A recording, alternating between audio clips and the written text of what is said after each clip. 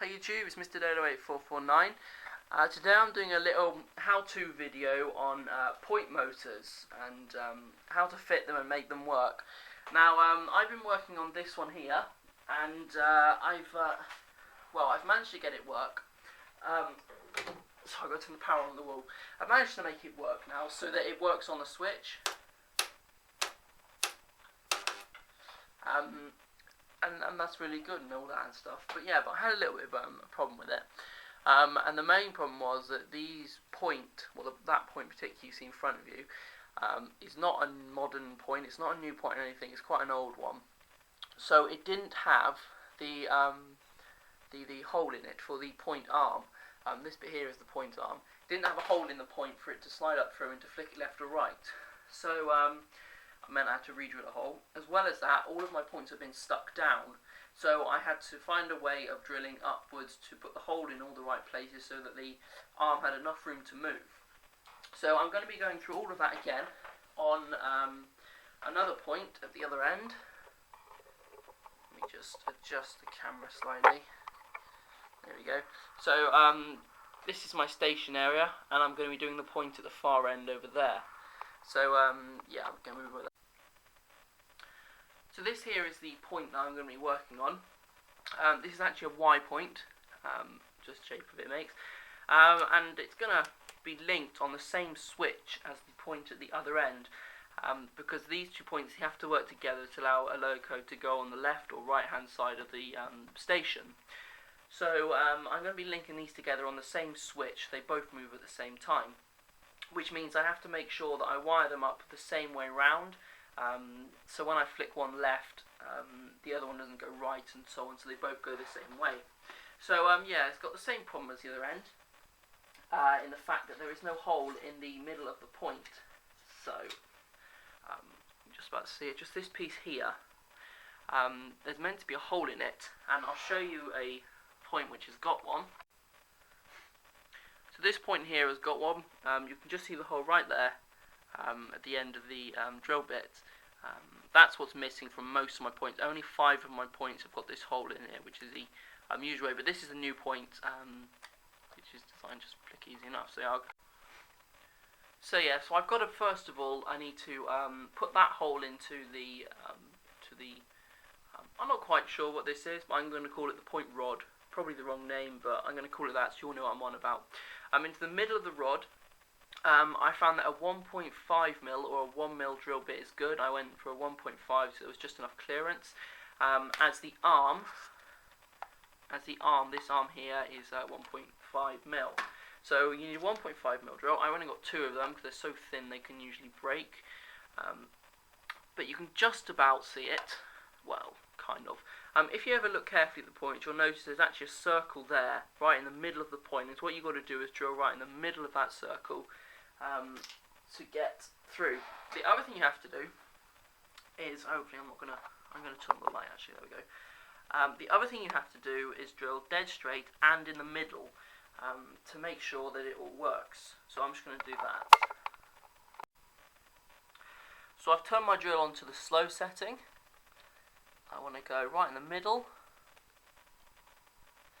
and you want to be very careful doing this. Make sure you get it in the middle. The other thing I've done is I've actually moved the points into the middle position as well, just so they look in the middle. About there. Then I use my fingernail onto the rod.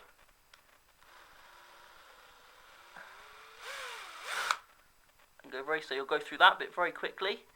Then you've got to go through the wood as well.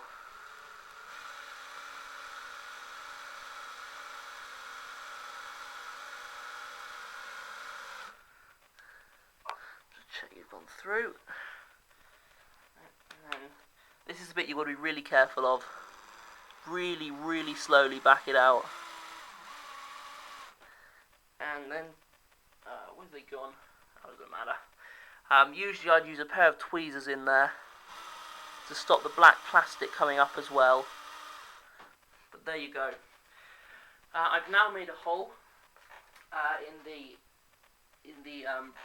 point rod, and when I just take the point motor out, if anyone's interested, I'm using Pico Electrics PL-10E points, point motors, sorry.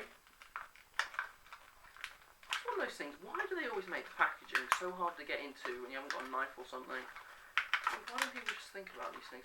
Sorry, yeah. Anyone else have that problem? Right, there we go. Maybe if I was doing this properly, I should have opened this first of all. But anyway, here we go. This is your point motor. I'll show you it in more detail in a minute. But as you can now see, ooh, if I can line up the hole, it now fits into that hole nicely, and there's a good bit of movement. So yeah. So I'm just going to pause it a minute, and I will just get the instructions and everything else. So you can see that. So yeah, you've just seen me preparing the point. If you've got a modern point, then there's no problem with that. I'll show you in a minute how you should prepare the baseboard and get that all ready. But what I'm actually going to do now is just show you all the bits and stuff you need. So I've actually only got all the boxes. You'll see all the bits built up in a minute. I'll start off with the actual point motor. As I mentioned, I'm using Pico Electrics PL-10E. The E bit just means that the point arm is longer, and I'll show you that in a minute, than the PL-10. As well as that, you'll need mounting plates to hold the point motor to the underside of your baseboard. PL-9, again by Pico Electrics, is what you need. You get 5 in a pack. You also get all the screws you need, and that's useful. And the final one you need, this is really your choice, but I went for the Pico Electrics switch PL-26R. Now the R just stands for the colour of the lever. You'll see that later on. It comes in yellow, white, black, blue, green, red, I think. But you can have sort of different coloured levers for different points, or maybe for signals or lights or things like that. But anyway, yes, so that's quite useful. Now I'll describe a bit more about that lever later. It's a bit more complicated than it sounds. But anyway, I'll just show you the point motor then. This is what I meant by long arm. It's got this long here. It's about an inch longer than the usual one. The usual one probably goes only to about where my fingernail is. I'm sorry about there. So yeah, it's a bit longer. I'll show you in detail when I do a bit of soldering on this how you should solder it all up. But it's very simple. But I'll just show you this before you see it later on. This is the mounting plate you saw. Quite simply, it just slides over the arm onto the board like that, and it fits on these pins. And then on the inside, you just bend down these bits here of metal on the inside, and then that holds it on firmly, won't go anywhere. So yeah, so I'll put that on later and just bend them down, and then you attach this bit here, screw this bit to the baseboard, and then this just sort of hangs on it underneath. So yeah, so quite simply, how they all work and all of that. I'll just show you the soldering, because that's what I'm going to be doing next. If the light would stop reflecting off of it, is a bit of shadow going to help? No, not really. Anyway, quite simply, is what you've got your 16 volt AC. 16 volt is the recommended one, but 15, 16, somewhere around there. CDU, don't need that. Then you've obviously got your PL-26 to your PL-10, which is the switch to the point motor, and this shows you how it's wired up, but I'll show you how to wire it up later on. It's very, very simple. I just forgot to mention about the switch. This is all one already in and working. They look like this on the side. Now these bits here this is just insulation tape to stop the connections touching. Usually people recommend heat shrink, but I haven't got any of that.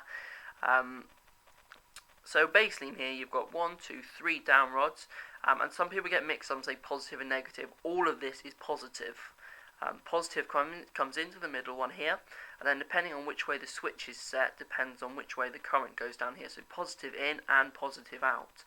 And then these lines here go to either side of the point motor. So I'm just going to slide that back down, and then at the end of those two positives out, they would link onto one of these.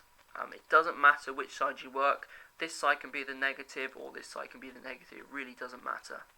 But what I'm going to do is solder 2 wires, one on either side, and then I'm going to solder the other end of those to those 2 points on the switch.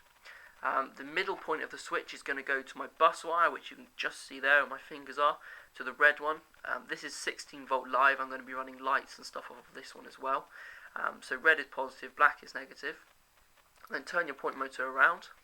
On here, these both just run straight to negative, these run straight to your negative bus wire. But what you're meant to do is solder this one to this one, and then this one to your line, or that one to that one, and that one to your line, because both of these are negative for the same thing.